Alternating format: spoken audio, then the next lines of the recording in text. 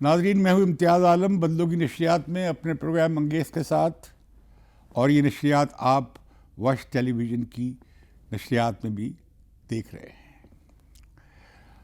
मैं आज जिक्र करना चाहता हूँ उस कत्ल का जो 5 साल पहले पुलिस मुकाबले में हुआ। नकीबुल्लाह महसूद 13 जनवरी 2018 को कत्ल कर दिए गए। उन्हें पुलिस मुकाबले में मारा गया था और उसमें मशहूर ज़माना एसपी राव अनवार का नाम लिया गया था, जो कि माहिर समझे जाते हैं पुलिस मुकाबलों में, और उनके ज़िम्मे जो रिकॉर्ड है कि कई सेंचुरियां कर चुके हैं, वो मावराए अदालत कत्ल की। तो आज जब स्पेशल कोर्ट ने फैसला किया 5 साल के बाद, तो मालूम हुआ कि कुछ भी नहीं साबित हो सका। गालिबन शायद ये भी साबित करना मुमकिन नहीं था कि कत्ल हुआ ही नहीं। तो मैं फैज़ की ज़बान में आज एक कुछ अशार आपके सामने पेश करना चाहता हूँ। न खाक पे कोई धब्बा, न बाम पे कोई दाग, न मुद्दई न शहादत, हिसाब पाक हुआ। ये खून खाकी नशीना था, रिज़्क़ खाक हुआ। तो जिस नकीबुल्लाह महसूद के कत्ल के ख़िलाफ़ पूरे पख्तूनख्वा की बेल्ट बलूचिस्तान से लेकर खैबर पख्तूनख्वा तक मैदान में निकल आई थी, सरापा एहतजाज हो गई थी, और जिसने पश्तून तहफ़्फ़ुज़ मूवमेंट को, PTM को जन्म दिया था, वो जो खुद मुजाहरे हुए थे इस कत्ल के ख़िलाफ़, उसके ख़िलाफ़ पूरी पश्तून नौजवान नस्ल मैदान में निकल आई थी, इंसाफ के लिए, शहरी हकूक़ के लिए, इंसानी हक़ के लिए, इंसानी ज़िंदगी के लिए। 5 साल की लंबी तवील अदालती कार्रवाई के बाद, जिसमें कोई 90 के करीब गवाहान भी पेश हुए और उसमें लंबी चौड़ी मुबाहिस भी हुए, तो उसमें साबित ये हुआ कि भाई पुलिस मुकाबले में कत्ल होने वाले नकीबुल्लाह महसूद के कातिलों पे इल्ज़ाम साबित नहीं हो सका, लिहाजा उन्हें बाइज़्ज़त बरी कर दिया गया। इस पर बहुत शदीद रद्द-ए-अमल आया है। हमें याद है कि जनरल बाजवा ने भी नकीबुल्लाह महसूद के वालिद को नकीबुल्लाह के बच्चों के साथ मुलाकात करके यकीन दिलाया था कि वो इंसाफ दिलवाएंगे। लेकिन राव अनवार तो रियासत पाकिस्तान का ऑपरेटर है, वो उनका एक हायर्ड किलर है, एक उजरती कातिल है एक तरह से रियासत का। तो उसे कौन फट्टे चढ़ा सकता था, उसे कौन सज़ा दे सकता था। अब वो आए हैं मैदान में, बरी होने के बाद उन्होंने कहा कि अभी 1 साल मैं कराची के लोगों की और ख़िदमत करने के लिए हाज़िर हूँ, और गालिबन उनकी तैनाती भी हो जाएगी, और फिर हम देखेंगे कि पुलिस मुकाबले होते कराची में। मैं समझता हूँ कि ये इस रियासत के ऊपर और इस रियासत की कानून और आइन की अमलदारी के ऊपर और इस रियासत की हुर्मत पर ये मुकदमा एक बड़ा सवाल और एक बड़ा दाग भी है जो फ़ैसला हुआ है। इंसाफ का कत्ल हुआ है, लेकिन अदालत ने किया है। अब इसके बाद अपील होगी, नतीजा कुछ नहीं निकलेगा। ये खून एक खाक नशीना था, रिज़्क़ खाक हुआ, वो वाली बात है। और हमें जो सामने बैठे और सामने नज़र आते कातिल हैं, वो बाइज़्ज़त बरी होते नज़र आए हैं और वो सुर्ख रूह होकर वापस गए हैं। तो इस अफसोसनाक ख़बर के साथ ही हम आते हैं फिर वही जो धमा चौकड़ी लगी है। मेरा ख़्याल ये है कि मैं ये पहले शुरू करना चाहता हूँ बात इस बात से कि क्या पाकिस्तान में वाकई आज़ादाना मुनसफ़ाना इंतखाबात का दूर दूर तक नामो निशान है भी कि नहीं है। क्या इंतखाबात 2 हिस्सों में होंगे या एक हिस्से में होंगे, उस पर फ्रीकैन इत्मीनान का इजहार करेंगे या नहीं करेंगे। मेरा दावा और गैस ये है और पेशन गोई ये है कि अगले इंतखाबात भी मुतनाज़ा होने जा रहे हैं, और फ्रीकैन कोई नहीं छोड़ रहे कसर इस बात की कि सियासी माहौल को गंदला किया जाए। हमने देखा कि खैबर पख्तूनख्वा में तो बड़े आराम से जमीयत उलमा इस्लाम ने बड़ी अक्लमंदी और ज़ीरकपन का मुजाहरा किया और आज़म खान का नाम पेश किया जो सभी के रिश्तेदार हैं, सभी के ताल्लुकदार हैं और किसी को उन पर एतराज़ नहीं है, लिहाजा इत्तफाक राय हो गया और वो चीफ मिनिस्टर अबूरी चीफ मिनिस्टर बन गए, केयर टेकर चीफ मिनिस्टर बन गए। लेकिन पंजाब में मामला गेम बड़ी लगी थी। पंजाब में गेम लगी थी कि कौन किसको लाया जाए और ख़ुद तहरीक इंसाफ भी बड़ी मेहनत कर रही थी इस तरह से कि ऐसे ब्यूरोक्रेट्स को लाया जाए कि जिन पर शायद एतराज़ ना हो। लेकिन वो भूल गए थे कि वो उनके भी चुनाव में बड़ी खामियां नज़र आई। उन्होंने नासिर महमूद खोसा का नाम लिया, उन्होंने इनकार कर दिया। भाई आप पूछ लेते उनसे। उन्होंने मेजर आज़म सुलेमान का से पूछा, सुलेमान गनी से पूछा, उन्होंने इनकार कर दिया। उन्होंने अहमद नवाज सुखेरा का नाम लिया। ये बड़ा, जब कमेटी की मीटिंग में 2 नाम आए तो 2 नाम थे, अहमद नवाज सुखेरा और नवीद अकरम चीमा। अहमद नवाज सुखेरा इस वक्त भी वफाकी हुकूमत में फेडरल सेक्रेटरी हैं और उनके वो अभी रिटायर होने वाले हैं, लेकिन गवर्नमेंट सर्विस में हैं। तो गवर्नमेंट सर्विस में होते हुए एक आदमी कैसे chief minister, care taker chief minister बन सकता था। लेकिन उन्होंने नाम दिया कि शायद इन्होंने नवाज शरीफ के साथ भी काम किया है, शहबाज शरीफ के साथ भी काम किया है, इमरान खान के साथ भी काम किया है, शायद वो एक्सेप्ट कर ले। लेकिन ऐसा नहीं हुआ। नवीद अकरम चीमा का नाम भी उन्होंने दिया। ये 2 नाम दिए थे और शहबाज शरीफ के चीफ सेक्रेटरी रह चुके थे, तो लिहाजा उनका ख्याल था कि इन 2 में से किसी एक पे तो शहबाज शरीफ का दिल अटक सकता है। लेकिन ऐसा नहीं होना था। और ऊपर से जब मुस्लिम लीग और PDM यानी पीपल्स पार्टी और मुस्लिम लीग ने जो नाम दिए, शहबाज शरीफ की तरफ से नाम आया तो अहमद चीमा का आया, जो इस वक्त उनके मिनिस्टर ऑफ फेडरल मिनिस्टर के तौर पर के बराबर एक एडवाइज़र के तौर पर उनके साथ काम कर रहे हैं। ज़ाहिर है कि इतनी खुली जो वाबस्तगी उनके साथ शहबाज शरीफ साहब के साथ थी, तो ऐसी सूरत में अहमद चीमा तो नहीं, ज़ाहिर है उन्हें PTI वाले और Q लीग वाले नहीं मान सकते थे। तो पिछले प्रोग्राम में मैंने कहा था कि मोहसिन नकवी डार्क हॉर्स है। ये यकीनन आसिफ अली जरदारी के, जब आसिफ अली जरदारी सदर बने थे तब से उनके बड़े करीब थे और वो अब उनकी बहुत सारी जो मीडिया से मुतल्लिक और कुछ सियासी जो चालबाजियाँ थीं उसका वो हिस्सा रहे हैं, मुझे मालूम है ज़ाती तौर पर। फिर मोहसिन नकवी ने अपने ताल्लुकात चौधरी ख़ानदान से बड़े हैं।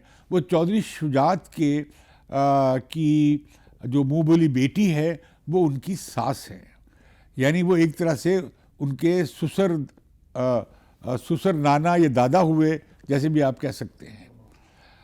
तो लिहाजा उनका ख्याल था कि भाई चौधरी परवेज़ इलाही के साथ भी उनके बड़े करीबी ताल्लुक़ थे, वो उनके रिश्तेदार हैं, ताल्लुक़दार हैं, तो गालिबन चौधरीज़ भी और Q लीग भी इस पर साथ कर लेगी।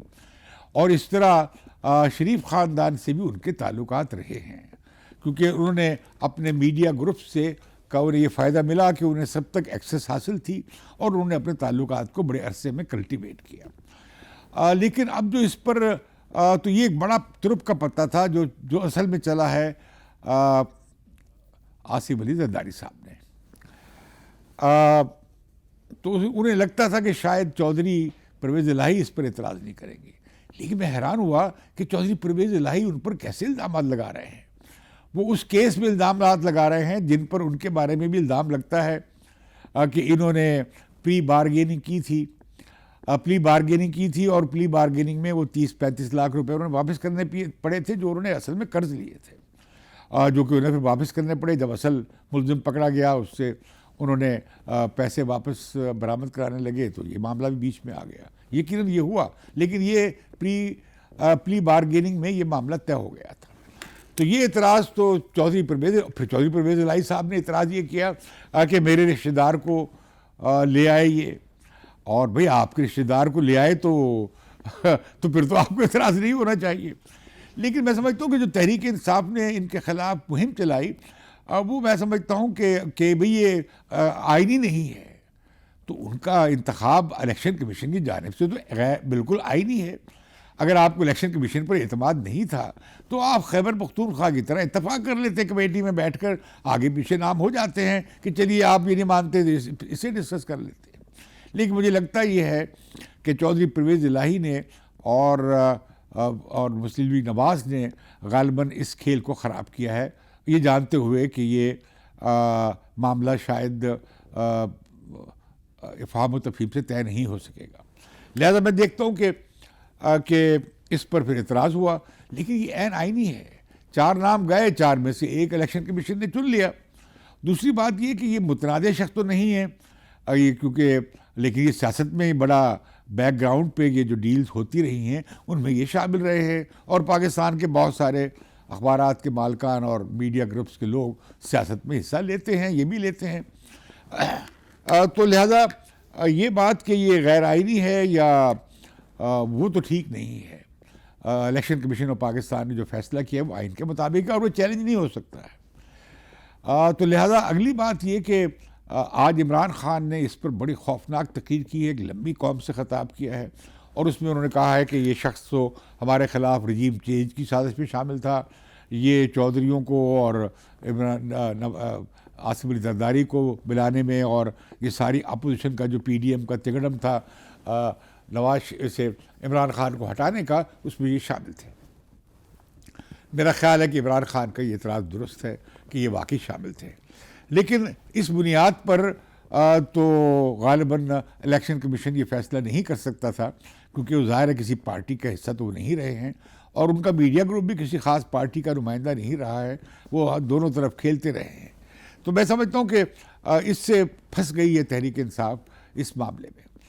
अब सुप्रीम कोर्ट तो अब इसे हटा नहीं सकती है, लेकिन सुप्रीम कोर्ट से आप कुछ भी तवक्को रख सकते हैं, वो कोई भी फैसला कर सकते हैं, लेकिन आइनी तौर पर ये इख्तियार इलेक्शन कमीशन का ही है कि जब कमेटी नाम तजवीज़ कर दे, जो भी नाम तजवीज़ कर दिए जाएँ उसमें से इलेक्शन कमीशन ख़ुद मुख्तार है आइनी तौर पर किसी एक को चुनने का, जो उन्होंने चुन लिया, और रातों रात उनका हलफ भी करवा दिया गया ताकि ये बहस शुरू होने से पहले ही कंक्लूड कर दी जाए। लेकिन आज इमरान खान ने बड़ी सख्त तहकीक करके इस बात को रद्द कर दिया है, और पूरे मुल्क में उन्होंने मुख्तलिफ़ शहरों में से इसके ख़िलाफ़ एहतजाज का ऐलान किया है, और कल लाहौर में ये एहतजाज कल से शुरू होने जा रहा है। तो नाज़रीन, जो जिस चीज़ का ख़दशा था मुझे, वो शुरू हो गई ये बात, वो ये कि ये सारा इलेक्टरल प्रोसेस जो है वो डिस्प्यूटेड हो जाएगा। आप कैसे ही शफाफ इंतखाबात करवा लें, एक पार्टी अगर पार्टियों में इत्तफाक राय नहीं होगा तो एक जो पार्टी हारेगी वो इलेक्शन को धांधली ज़दा करार देगी और उसके नतीजे मानने से इनकार कर देगी। लिहाजा इलेक्शन के बारे में ये जो कहा जा रहा था कि एक इलेक्शन हो जाए तो सियासी बहरान हल हो जाएगा, मुझे पाकिस्तान में इलेक्शन सियासी बहरान का हल करते हुए नज़र नहीं आ रहा है। इमरान खान ने एक बड़ी अच्छा यू टर्न लिया था, और जिस पर उनकी काफ़ी मुस्लिम लीग नवाज़ वाले उनकी काफ़ी उनका मजाक और मज़हका उड़ा रहे हैं। वो ये था कि वापसी का जो उन्होंने इंदिया दिया था कि वो कौमी असम्बली में वापस जा रहे हैं, लेकिन स्पीकर साहब ने PDM के फैसले के तहत किया होगा कि 70 लोगों के इस्तीफे उन्होंने कबूल कर लिए, लेकिन आज 45 के करीब MNAs PTI के कौमी असम्बली भी गए, और स्पीकर साहब के घर के बाहर जो एनक्लेव है मिनिस्टर्स का, वफाकी वज़रा की जो रहाइश का है, वहाँ पे भी जाकर उन्होंने मुजाहरा किया, और वो फिर इलेक्शन कमीशन गए और उन्होंने इलेक्शन कमीशन से मुलाकात भी की और उनसे कहा कि भाई हमने हमारे इस्तीफ़े कबूल न किए जाएं, ये हमने वापस ले लिए हैं, और उन 45 लोगों ने अपने हाथ से लिखकर अपने इस्तीफ़े वापस देने का ऐलान किया है, जो उन्होंने स्पीकर के ऑफिस को बजरिया ईमेल भिजवा दिए। ये जो जिस जल्दी से फुर्ती से डैमेज कंट्रोल करने के लिए तहरीक इंसाफ एक्टिव हुई, मैं समझता हूँ कि ये बड़ी उन्होंने अक्लमंदी का मुजाहरा किया है, क्योंकि अगर ये 45 लोगों के इस्तीफ़े कबूल न किए गए, जैसे कि अब नहीं किए जा सकते, वो साफ तौर पे पब्लिकली आके ऐलान कर रहे हैं, और उन्हें वो गालिबन असम्बली में भी जमा करा दिए होंगे, असम्बली तो बंद है, तो लिहाजा जो ही असम्बली खुलेगी तो ये लोग वहाँ मौजूद होंगे ये कहने के लिए स्पीकर को कि हमने अपने इस्तीफ़े वापस ले लिए हैं और हम इन इस्तीफ़ों को अब उनके साथ स्टैंड नहीं करते या एंडोर्स नहीं करते। तो ऐसी सूरत में जो सबसे बड़ा मसला, जैसे कि ख़ुद बयान किया है चीफ विप जो हैं डोगर साहब PTI के, उन्होंने कहा है कि हमारा बड़ा मसला तो ये है कि leader of the opposition PTI का हो, और दूसरा ये कि जो केयर टेकर सेटअप है उसमें PTI की राय बराबर तौर पर शामिल हो। ये एक अच्छी बात है। मैं समझता हूँ कि स्पीकर साहब को मज़ीद अब इन 45 अरकान के बारे में कोई कंट्रोवर्शियल फैसला नहीं करना चाहिए। वो साफ अपना ऐलान कर रहे हैं कि वो वापस असम्बली में आना चाह रहे हैं, और इसी तरीके से जब ये अगर वापस आ गए तो फिर जाहिर है कि लीडर ऑफ द अपोजिशन बनने का भी हक पीटीआई ही को होगा। पहले भी था, जो खुद पीटीआई ने उस हक को तर्क कर दिया था और इस्तीफ़ों पे इसरार करके। जिस तरह इमरान खान ने इस्तरारी फैसले किए हैं, मैं तो उसे इस्तराबी फैसले कहता हूँ, कि जब वो असम्बली से निकल कर बाहर आ गए, जिस तरह उन्होंने उससे पहले असम्बली तोड़ दी और उसके बाद वो फिर जब वापस आए अदम एतमाद के बाद तो उन्होंने इस्तीफ़ों का ऐलान कर दिया।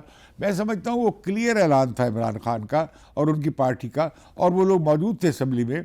उनमें से कोई अगर इनकार करता तो आप इनकार करते। मुस्लिम पार्लियामेंट में उन्होंने खड़े होकर कहा कि हम इस्तीफ़े दे रहे हैं। तो लेकिन हुकूमत ने ज़ाहिर एहतियात बरती, क्योंकि इमरान खान की एक तारीख़ है, इन्होंने 1997 में भी असम्बली से इस्तीफ़ा दिया था, और उसके बाद ये 2014 में भी ये पार्लियामेंट से चले गए थे धरने के वक्त। उस वक्त भी इन्होंने इस्तीफ़े दिए थे, और इसमें सिर्फ हाशमी साहब जो थे मुल्तान से, वो उन्होंने खड़े होकर ऐलान किया था तो उनका इस्तीफ़ा फ़ौरन कबूल हो गया था, लेकिन फिर इनके इस्तीफ़े टाल दिए गए थे। मैं समझता हूँ कि हुकूमत, उस वक्त की हुकूमत ने भी बड़ी इंटेलिजेंस का मुजाहरा किया था, विज़डम का मुजाहरा किया था कि इस्तीफ़े कबूल नहीं किए थे। इस हुकूमत में भी जो ट्रेनी बेंचेस हैं उन्होंने इस्तीफ़े कबूल नहीं किए, टालते चले गए, ख़ास तौर पर स्पीकर कौमी असम्बली। लेकिन जब इमरान खान ने ऐलान किया तो जाने कौन सी फुर्ती आई और क्यों फुर्ती आई वो, और उन्होंने वो इस्तीफ़े 35-1 और 35-1 मिलाकर उन्होंने इस्तीफ़े कबूल कर लिए, जिससे एक तरह की पसूड़ी जिसे कहते हैं मुश्किल पड़ गई तहरीक इंसाफ को, और वो भागे। और हम देख रहे हैं कि जिस इलेक्शन कमीशन की सुबह शाम वो दुर्गत करते हैं और सुबह शाम उसे तदलील करते हैं, वहाँ दरख्वास्त लेके पहुँचे हुए थे। जिस कौमी असम्बली को वो लानत भेज चुके थे, वो दोबारा उसका दरवाज़ा खटखटा रहे थे। जिस स्पीकर पे वो बड़ी तोहमतें लगा चुके थे, आज उसके घर पे पहुँचे हुए थे। मैं समझता हूँ कि ये जो इस्तरारी फ़ैसले किए जाते हैं या इस्तराबी फ़ैसले किए जाते हैं, और उसका कीमत अदा करनी पड़ती है, और तहरीक इंसाफ के लॉ मेकर्स को, कौमी असम्बली के अरकान को ये आज बड़ी पशेमानी उठानी पड़ी है जब वो दरख्वास्त से लेकर पार्लियामेंट के सामने पहुँचे या इलेक्शन कमीशन के पास पहुँचे। तो लिहाजा मैं समझता हूँ कि सियासत का ये गुंजलकपन बढ़ता चला जा रहा है। तो मैं कह रहा था कि सियासत का गुंजलकपन बढ़ता जा रहा है, मुझे नज़र नहीं आता उसका आगाज़ पंजाब से हो गया है। ये नकवी साहब की बतौर चीफ मिनिस्टर अपॉइंटमेंट के बाद मोहसिन नकवी की ये क्राइसिस शुरू हो गया है। उस पर इमरान खान ने एहतजाज की जो कॉल दी है, बात इससे आगे जाएगी। अब सवाल ये है कि मोहसिन नकवी को तो अब हटाया नहीं जा सकता आइनी तौर पर, उन्हें आइनी तौर पर लगाया गया है। वैसे मैं एक बात इमरान खान से भी और पीटीआई वालों से कहना चाहता हूँ। मुझे याद है कि जब नजम सेठी को चीफ मिनिस्टर बनाया गया था, तो मुझे नजम सेठी ने एक दिन बुलाया था। आज मैं ये बात कर सकता हूँ कि नजम सेठी परेशान थे कि चीफ मिनिस्टर हाउस में उनकी जान को ख़तरा है, और वो परेशान थे कि उनकी बात तो कोई सुन नहीं रहा है। उनसे ऊपर सारी इंतज़ामिया कहीं काम कर रही है और उन्हें एतमाद में नहीं लिया जाता है। ये उनका बहुत बड़ा गिला था, और इस पर मैंने मुख्तलिफ लोगों से जाकर बात भी की थी।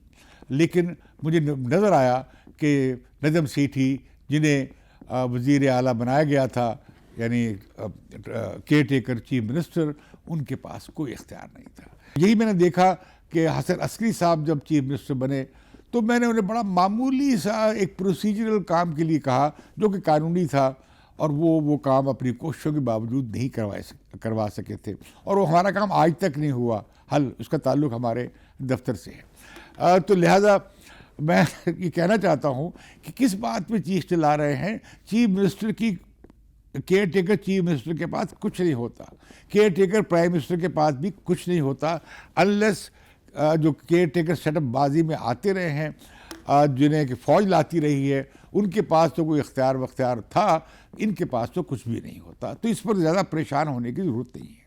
वैसे भी आप देखेंगे कि जो ही असम्बली टूटी हैं, हुकूमतें गई हैं और केयर टेकर चीफ मिनिस्टर आए हैं, इलेक्शन कमीशन ने फौरी तौर पर तमाम तरह तरह के तबादलों पे और फंडिंग पे और डेवलपमेंट प्रोग्राम्स पे बंदिश लगा दी है। मतलब क्या हुआ कि इलेक्शन कमीशन की इजाज़त के बगैर कोई अपॉइंटमेंट चीफ मिनिस्टर नहीं कर सकेंगे, ना मोहसिन नकवी कर सकेंगे, ना आज़म खान कर सकेंगे। इन्हें इजाज़त लेना होगी, जो ब्यूरोक्रेसी में जो तब्दीलियाँ लानी होंगी या जो कुछ और जो जारी प्रोग्राम है उसके हवाले से जो कुछ करना होगा उसके लिए इजाज़त लेनी पड़ेगी, और ये खुद मुख्तार नहीं होंगे इस मामले में। अब जो अगला बड़ा मसला आने जा रहा है, बड़ा चैलेंज आने जा रहा है वफाकी हुकूमत के लिए, PDM के लिए और पीपल्स पार्टी के लिए, वो ये है कि इंतखाबात एक होंगे या दो होंगे। सबसे बड़ा सवाल तो ये आएगा कि आइन के मुताबिक तो जिस दिन असम्बली टूटी उससे 90 दिन के बाद ये सूबाई इलेक्शन होने हैं। ये आइन की मंशा है। इससे किस तरह सुप्रीम कोर्ट इस तारीख को 90 दिन की तारीख को कैसे बदल सकती है, मेरी समझ से बाहर है। मुझे कोई आइनी हवाला या तौजी इसकी नज़र नहीं आती। और दूसरी बात यह है कि अगर दो इंतखाबात होंगे कि पहले पंजाब का और खैबर पख्तूनख्वा फिर कौमी असम्बली का, वो बड़ा खौफनाक प्रपोजिशन है। उसमें जो पार्टी पंजाब जीत जाएगी वो फिर अगला कौमी असम्बली का और जो मुल्क का जो इलेक्शन है वो जीत जाएगी, और दूसरी पार्टी जो हारेगी वो अगले इलेक्शन से पहले ही इलेक्शन की सूरत हाल को भले वो बाइकआउट भी कर सकती है, और वो कह सकते हैं कि हमें तो पूरे इस इंतखाबी अमल पे एतबार नहीं है। फिर ये मसला भी आएगा कि अगर मिसाल के तौर पे तहरीक इंसाफ जीत जाती है तो कहेंगे उनके सामने फिर कोई खड़ा नहीं हो पाएगा, और अगर मुस्लिम लीग जीत जाती है पंजाब में, या पीपल्स पार्टी या दूसरी पार्टियाँ मिलकर जीत जाती हैं, तो फिर क्या होगा, उससे इमरान खान मानने के तैयार नहीं होंगे। आपने देखा नहीं कराची के इलेक्शन जिसमें कोई रिगिंग नहीं हुई है, और 11 हलकों में इंतखाबात का ऑर्डर कर दिया है इलेक्शन कमीशन ने, और उससे ज़्यादा हमें कोई इतला वहाँ पे इलेक्ट्रल फ्रॉड की हमें कोई इतला नहीं मिली है। ये अलग बात है कि MQM ने अपनी सिंध दुश्मनी में बाइकआउट करके जमात इस्लामी के लिए मेयरशिप की सूरत हाल बना दी है। अगर वो ऐसा न करते तो शायद पीपल्स पार्टी और MQM मिलकर वहाँ की कॉरपोरेशन को चला सकते थे, लेकिन वो हमने देखा कि सिंध दुश्मनी में उन्होंने सोचा कि अगर जमात इस्लामी आती है, वो भी महाजरों की कॉन्स्टिट्यूंसी की ज़्यादातर नुमाइंदगी करते हैं कराची में, तो एक तरह से उनकी नुमाइंदगी हो जाएगी।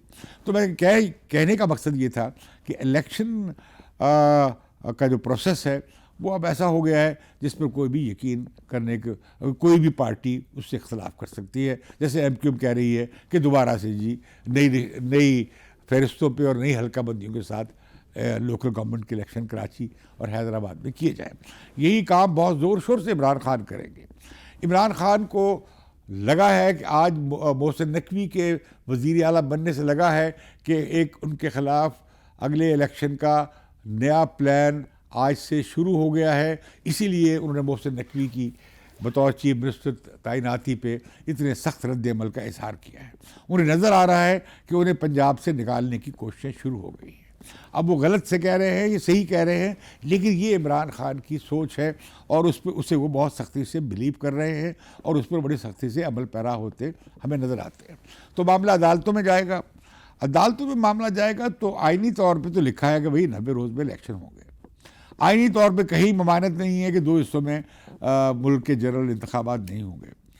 मुल्क के ये रवायत रही है कि कौमी और सूबाई असम्बली के इंतखाबात इकट्ठे होते रहे हैं, लेकिन अगर किसी सूबे में चीफ मिनिस्टर असम्बली तोड़ दे तो आपको नए इंतखाब कराना पड़ते हैं। बड़ा मसला ये है कि मुल्क का माशी बहरान बहुत खौफनाक है, और इतनी लंबी इंतखाबी मुहिम, मसलन अब से अगर इंतखाबी मुहिम शुरू हो जाएगी फरवरी से ही, तो ये जाकर अक्टूबर नवंबर तक पूरा साल, ये तकरीबन 8 महीने 9 महीने ये इंतखाबी मुहिम चलेगी।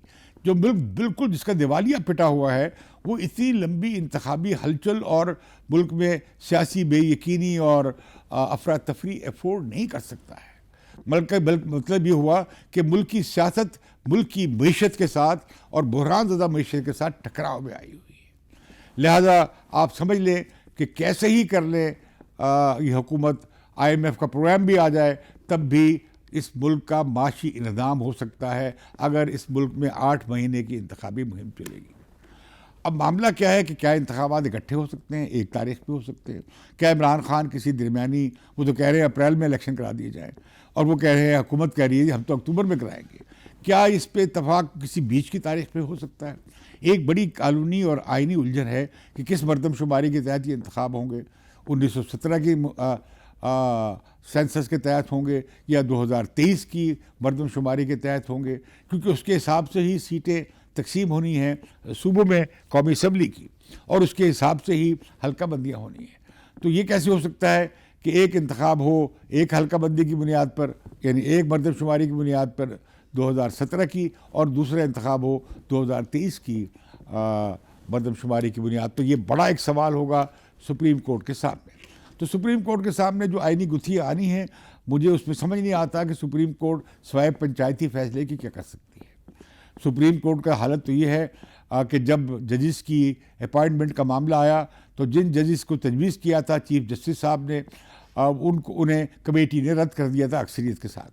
लेकिन जब चीफ जस्टिस साहब ने आंखें दिखाई, हुकूमत बैठ गई और उनके पेश करदा नामों को वज़ीर कानून को भी मानना पड़ा था, और उन्होंने इस्तीफ़ा दे दिया था, और उनका वजीफ़ा बाज़ा रिजेक्ट हो गया और वो फिर से वज़ीर कानून बन गए। लेकिन उन्हें ये बड़ी पशेमानी उठानी पड़ी थी, और जो चीफ जस्टिस ने चाहा, जिन 3 जजिस को, वो बने सुप्रीम कोर्ट के जजेस। इसी तरीके से जब मामला आ गया है कि इन्होंने, एक बैरिस्टर ऐवान हैं जिन्हें अटॉर्नी जनरल नॉमिनेट किया था हुकूमत ने, जिससे कि चीफ जस्टिस साहब ने डिक्लाइन कर दिया है, और जस्टिस फायज़ ईसा कह रहे हैं कि भाई ये कैसा, ये आइन की खिलाफ वर्जी हो रही है, अटॉर्नी जनरल मौजूद नहीं है, आप कहाँ हैं, आपका अटॉर्नी जनरल वफाकी हुकूमत क्यों नहीं लगाती, और वफाकी हुकूमत अटॉर्नी जनरल ना लगाकर आइन की खिलाफ वर्जी कर रही है। तो ये मामला भी अब सुप्रीम कोर्ट में गूंज रहा है, और वजह क्या बनी है कि गालिबन जो मौकर ज़राए हैं, जो बारसूख ज़राए हैं, वो बताते हैं कि चीफ जस्टिस साहब को जो नाम तजवीज़ किया गया था अटॉर्नी जनरल के लिए, वो उन्हें कबूल नहीं है। तो अगर ये सूरत हाल है कोर्ट की भी, कि कोर्ट भी अपनी पसंद नापसंद के हिसाब से इंतज़ामी मामला में इतनी बड़ी मुदाखलत करती है, और आइन की जो मुख्तलिफ तशरीहात हुई हैं, उसके पेश नज़र सुप्रीम कोर्ट क्या फ़ैसला करेगी? ज़ाहिर है सुप्रीम कोर्ट जो फ़ैसला करेगी, वो तो ये कर सकते हैं कि दोनों पार्टियां बैठ जाएं और आपस में बैठ के मामला तय कर लें, ये पंचायती फ़ैसला होगा। लेकिन ये पंचायती फ़ैसला अगर आपने जाके सुप्रीम कोर्ट में करना है, तो आप जाके क्यों नहीं असम्बली में करते हैं? अब इमरान खान जब वापस जा रहे हैं, 45 अरकान उनके वापस, तो वो असम्बली में बैठकर एक बड़ी पार्लियामेंट्री कमेटी बन सकती है, जिसमें इलेक्शन से मुतल्लिक सारे मामला तय किए जा सकते हैं। सिर्फ इसलिए नहीं कि आप वहाँ जाएंगे और गड़बड़ करेंगे, सिर्फ इसलिए नहीं कि आप लीडर ऑफ द ऑपोजिशन बन जाएंगे, सिर्फ इसलिए नहीं कि आप केयर टेकर प्राइम मिनिस्टर के मामले में आपकी जो कंसल्टेशन है, आपके साथ मुशावरत, वो लाजमी है आइन के तहत, सिर्फ इसलिए नहीं, बल्कि तमाम इलेक्ट्रल प्रोसेस के बारे में वहाँ मामला तय करने चाहिए। अगर ऐसा ना हुआ तो पाकिस्तान के सियासी मुस्तकबिल का कोई मालूम नहीं कि क्या होगा। तो नाज़रीन, आज हम बात करने जा रहे हैं कि माशी मुस्तकबिल के हवाले से भी ये खुशायद ख़बर है कि पाकिस्तान को इस साल सिर्फ $3 अरब रह गए हैं जो पाकिस्तान ने इकट्ठे करने हैं। बाकी का रोल ओवर का हो गया है, कुछ अदा कर दिए हैं, आपको $15 अरब अदा किए जा चुके हैं, और जो बाकी हैं $32 में से, बिलियन अरब डॉलर्स में से सिर्फ $3 अरब जो हैं पाकिस्तान को अदा करने होंगे अगले 5 महीने में। एक तो ये अच्छी खबर है कि जो था बोझ कि बैरूनी इमदाद चाहिए, कर्ज चाहिए, कर्ज़ों की अदायगी के लिए, वो बोझ कम हुआ है।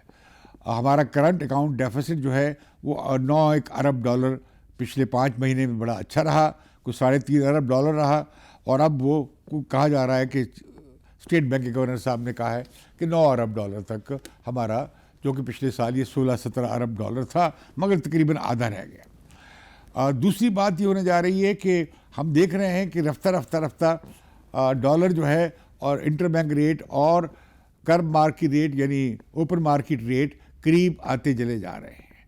ऑलरेडी रुपया $239, $240 पे इंटरबैंक रेट पर आ गया है, और ये IMF की शराइत में से ये है कि फ्री फ्लोट करें, डॉलर मार्केट में तय हो उसकी कीमत। मुझे लगता ये है कि $260-270 पे ये सेटल हो जाएगा मार्केट में, और जो इसहाक डार साहब की जो कोशिश थी कि रुपए को किसी तरीके से मज़ीद गिरने से रोका जाए, वो मार्केट की, फ्री मार्केट की जो अंधी कुव्वतें हैं उनके हाथों वो फ्रस्ट्रेट हो गया है, वो कामयाब नहीं हो सका। आज ही स्टेट बैंक ने जो इंटरेस्ट रेट हैं यानी सूद की शरह 16 से 17% कर दी है। ये मैयर इसलिए लिया गया है ताकि इन्फ्लेशन को, अफरात ज़र को रोका जाए और लोग मुख्तलिफ सेविंग स्कीम में इन्वेस्टमेंट करें ताकि मार्केट से जो अफरात ज़र है उसे कंट्रोल करने में मदद मिल सके। इसके साथ ही हम देख रहे हैं कि अच्छा फ़ैसला किया है शिपिंग की मिनिस्ट्री ने, गवर्नमेंट ने। हमारे जो इम्पोर्टर्स हैं जिनकी इम्पोर्ट्स रुकी पड़ी हैं, 5-6 हज़ार रुके हुए हैं, जहाज़ लंगर अंदाज हुए हैं या रास्ते में हैं, तो उनमें डैमरेज पड़ रहा था। आज हुकूमत ने ऐलान कर दिया कि वो डैमरेज हम ख़त्म कर रहे हैं, ज़ीरो कर रहे हैं। और साथ ही बैंकों से कह दिया है कि आप ये मामला तय करें, ये जो एलसीज़ के मामला तय करें कि क्या ऑर्डर दिया गया था, किस तरह दिया गया था और क्या अदायगी करनी है। मैं हैरान हूँ कि बैंकों ने इस मामले में क्यों रोक के रखा है।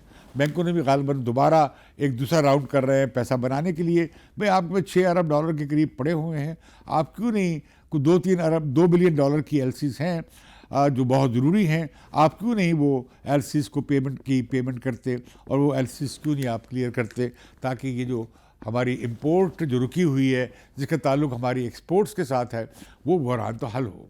आज ही हमने देखा कि बहरान इतना बड़ा है मुल्क में कि 1 साल के बाद फिर पूरे मुल्क में बिजली चली गई है।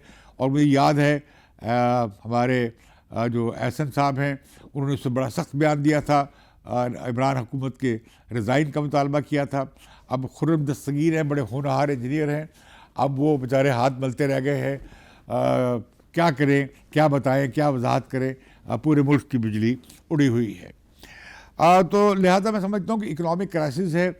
और अभी दुबई, अब कतर जा रहे हैं, चले गए हैं आज इसहाक डार साहब।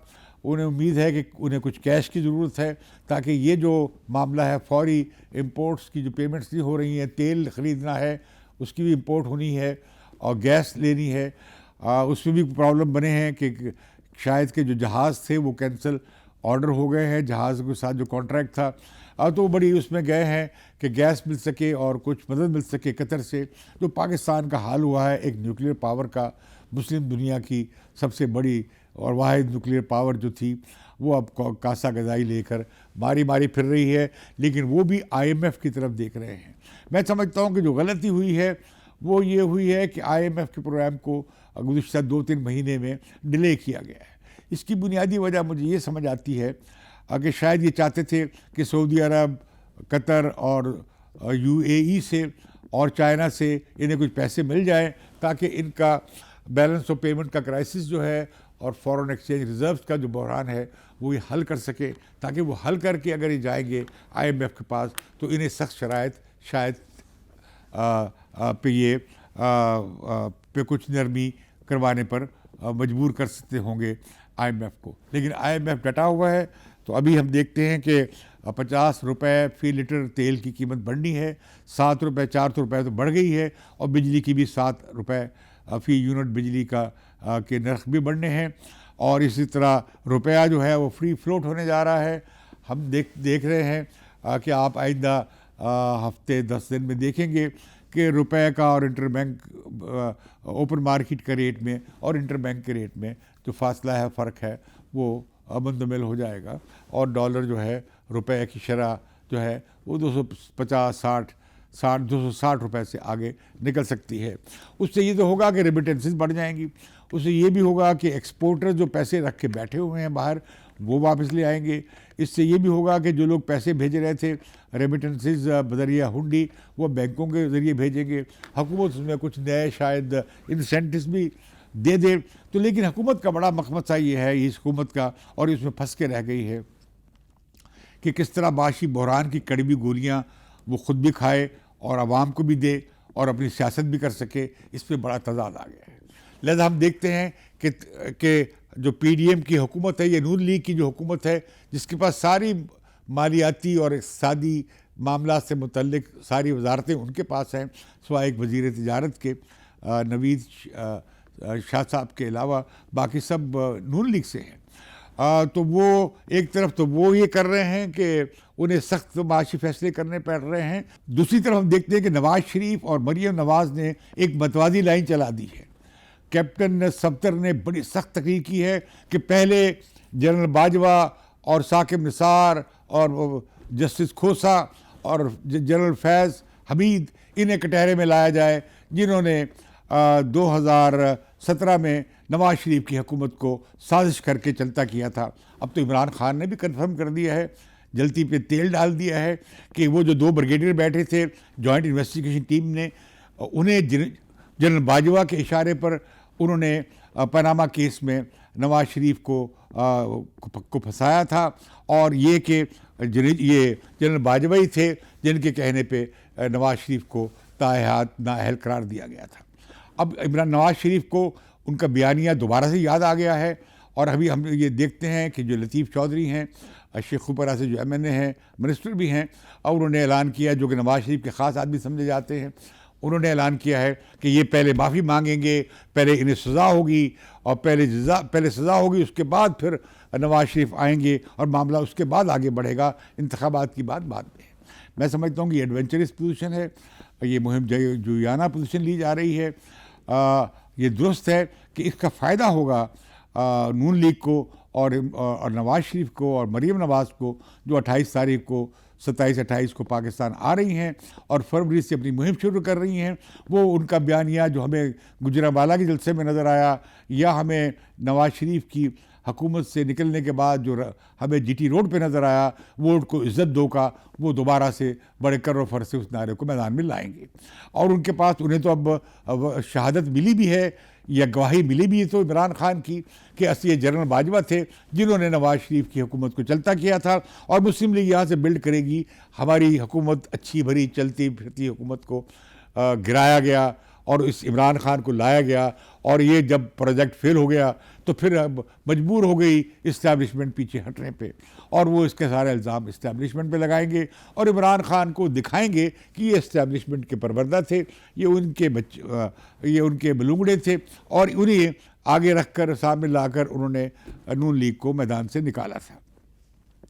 तो मैं समझता हूँ कि ये बड़ा एक सियासी घुमसान मचेगा, और नून लीग जो बड़ी परेशान थी कि वो पंजाब में क्या करेगी, उनकी काफ़ी पॉपुलैरिटी कम हुई इस हुकूमत के इक़दामात की वजह से। मुझे लगता ये है कि गुड कॉप बैड कॉप वाली बात अब ख़त्म होने जा रही है। अब नवाज शरीफ और मरीम नवाज़ सख्त लाइन लेंगी, और उन्हें वो इससे भी नहीं एतराज़ करेंगे कि वो अपनी ही हुकूमत को क्रिटिसाइज़ भी करें बाहर खड़े होकर कि हमें ये कबूल नहीं है, लेकिन हुकूमत, ज़ाहिर है फैसला तो हुकूमत ने करना होगा। तो मुझे लगता ये है कि जो कशमकश थी फैमिली के अंदर, शरीफ फैमिली के अंदर ही, उसमें अब खुलकर एक तज़ाद सामने बाहर आ गया है, और नवाज शरीफ और मरीम नवाज़ अब किसी सूरत में जो समझौते की लाइन थी शहबाज शरीफ की, वो उस पर किसी सूरत में उसे स्पेस देने की तैयार नहीं होंगे। लेकिन ये हुकूमत तो बाहर गैप जब तक है, उन्हें वो फैसले लेने पड़ेंगे जो पाकिस्तान के ज़रूरियात और तकाज़ों के साथ हैं। अब ये कैसे प्ले कर सकेंगे, इसके बारे में मैं नहीं कुछ कह सकता। आखिरी बात मैं ये करना चाहता हूँ कि पाकिस्तान का माशी बहरान अगले 5-10 साल चलना है। इसके लिए बड़े फैसले करने की ज़रूरत है। इसके लिए पावर स्ट्रक्चर को और जो उमरा का कब्ज़ा है उसे ख़त्म करने की ज़रूरत है। इसके लिए बड़े बड़े फैसले करने की ज़रूरत है, लेकिन फैसले करेगा कौन? ये हुकूमत ज़्यादा से ज़्यादा IMF का प्रोग्राम तय कर लेगी। इसके अलावा ये और बहरान एक वक्ती तौर पर टल जाएगा, लेकिन असल जो बहरान है पूरी मीशत का और उसके स्ट्रक्चर का जो क्राइसिस है, स्ट्रक्चरल क्राइसिस, वो बरकरार रहेगा। तो उसके लिए बड़े फैसले करने होंगे, उसके लिए बड़ी तब्दीलियाँ लानी पड़ेंगी पूरे पैदावारी सिस्टम में, पूरे माशी निज़ाम में और पावर स्ट्रक्चर में। लेकिन ये काम बहुत बड़ा है जो गालिबन न तहरीक इंसाफ के एजेंडे पे है, न नून लीग के एजेंडे पे है। हम देखते हैं कि इस सारी गेम में क्या चीज़ बरामद होगी। उसमें बड़ा कुछ इंकशाफात भी हो सकते हैं और इसके बारे में बड़ी क्या सराहियाँ की जा सकती हैं। लेकिन सिर्फ मैं एक बात कतई तौर पे कहना चाहता हूँ कि पाकिस्तान का सियासी बहरान हल नहीं होने जा रहा। सियासी रहनुमा और पार्टियां, तहरीक इंसाफ, नून लीग, पीपल्स पार्टी और पीडीएम की पार्टीज़ ये कौमी असम्बली में बैठकर, पार्लियामेंट में बैठकर अपने मामलात को सॉर्ट आउट करने के लिए तैयार नहीं होती नज़र आ रही। अगर नहीं हुई तो पानी इनके सर से गुजर जाएगा। मुल्क में अगर इंतखाबात होंगे भी, उसके नताइज एक पार्टी या दूसरी पार्टी कबूल नहीं करेगी, और इलेक्शनों से ये जो कहा जा रहा था कि सियासी बहरान हल हो जाएगा, वो हल होने नहीं जा रहा। मुझे आज इस प्रोग्राम से इजाज़त दीजिए और बदलों की नशियात को ज़रूर सब्सक्राइब कीजिए।